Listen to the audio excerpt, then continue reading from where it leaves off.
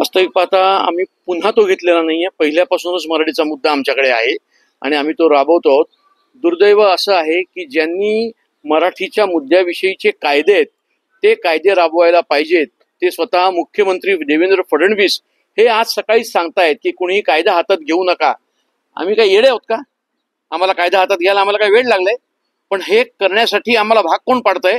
तर हे राज्य सरकारच भाग पाडतंय. जर का त्यांनी तो मुद्दा व्यवस्थित राबवला मराठीचा मुद्दा तर आम्हाला कायदा हातात घ्यावा लागणार नाही.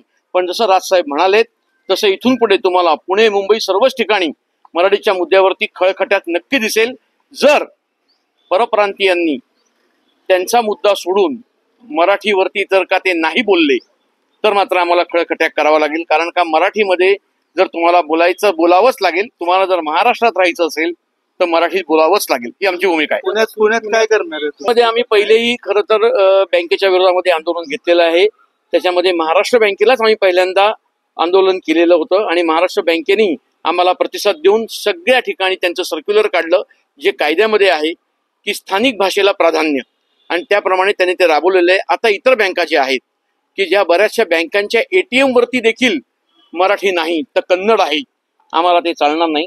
त्या ठिकाणी मात्र आम्हाला खळखट्याक करावं लागेल. नाहीतर मग मोठ्या प्रमाणात निदर्शनं करावी लागतील. तर जे आस्थापना आहेत मग अगदी तुमचे रेल्वेची ऑफिसेस आहेत किंवा आणखीन कुठली शासकीय ऑफिसेस आहेत तिकडे जे काय परप्रांतीय कर्मचारी किंवा तिथले जे काय परप्रांतीय अधिकारी आहेत त्यांना पण मराठीत बोलावंच लागेल.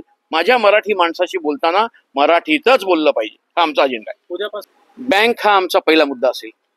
त्यामुळे आम्ही आता तुमच्या माध्यमातून आवाहन करतोय त्या सगळ्या बँकांना ज्या बँकांमध्ये ही परप्रांतीयांची दादागिरी जर चालू असेल त्यांनी ती थांबवावी. नाही तर आम्हाला त्या ठिकाणी यावं लागेल.